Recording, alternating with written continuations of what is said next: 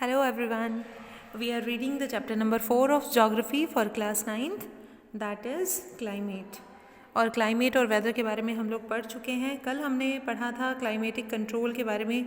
कौन कौन से ऐसे फैक्टर्स थे जो कि क्लाइमेट को कंट्रोल करते हैं.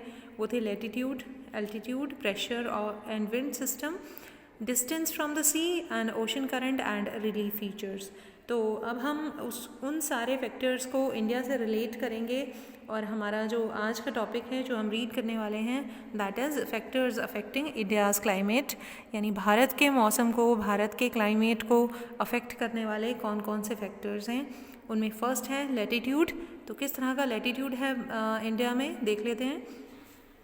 The Tropic of Cancer passes through the middle of the country from the run of Kutch in the west to Mizoram in the east.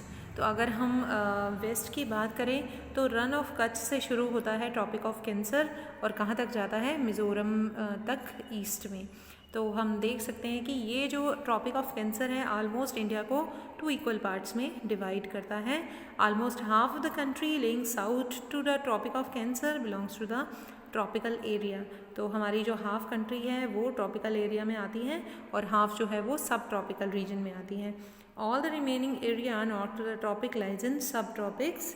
Therefore India's climate has characteristics of tropical as well as subtropical climate. इसलिए हम कह सकते हैं क्योंकि tropic of cancer बिल्कुल middle में से गुजरती है इंडिया के और आधा हिस्सा जो है वो ट्रॉपिकल क्लाइमेट वहाँ पे एक्सपीरियंस होता है और आधे हिस्से में सब ट्रॉपिकल क्लाइमेट है.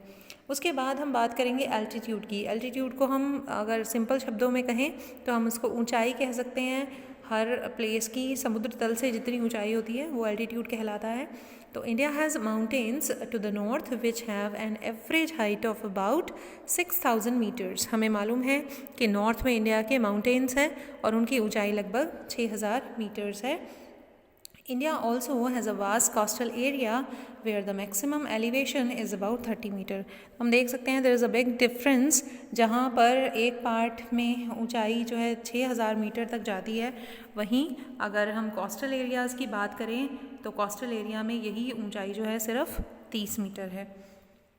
The Himalaya prevent the cold winds from the central Asia. तो बहुत ही एक इफ़ेक्टिव काम करता है हिमालय क्या करने में, कोल्ड विंड्स को रोकने में. जो ठंडी हवाएं हैं जो कि सेंट्रल एशिया से एंटर हो सकती हैं भारत में, उनको रोकने का काम करता है हमारा हिमालय.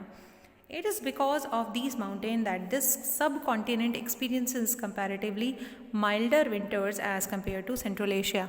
तो हम इसी वजह से कह सकते हैं क्योंकि हमारे नॉर्थ में हिमालय की ऊंची ऊंची पहाड़ियाँ हैं और ये पहाड़ियाँ जो हैं विंटर्स में आने वाली ठंडी हवाओं को रोक कर रखती हैं.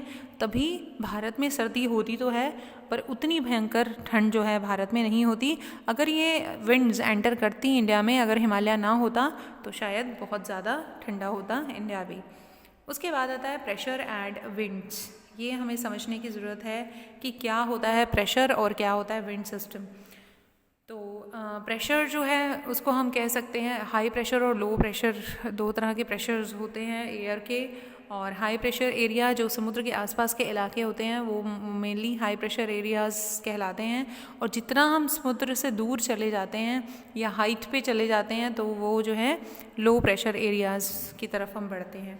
तो एटमॉस्फेरिक कंडीशन के हिसाब से, वेदरिक कंडीशन के हिसाब से जो इंडिया है उसमें एयर और विंड्स को हम क्लासिफाई कर सकते हैं. The climate is associated weather condition in India are governed by the following atmospheric condition.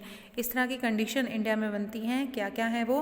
Pressure and surface winds, upper air circulation and western cyclonic disturbances and tropical cyclones. इन सब के बारे में हम पढ़ेंगे कल के पार्ट में. Till then bye bye. Hopefully आपको यहाँ तक अच्छे से समझ आया होगा. Thank you very much for listening me.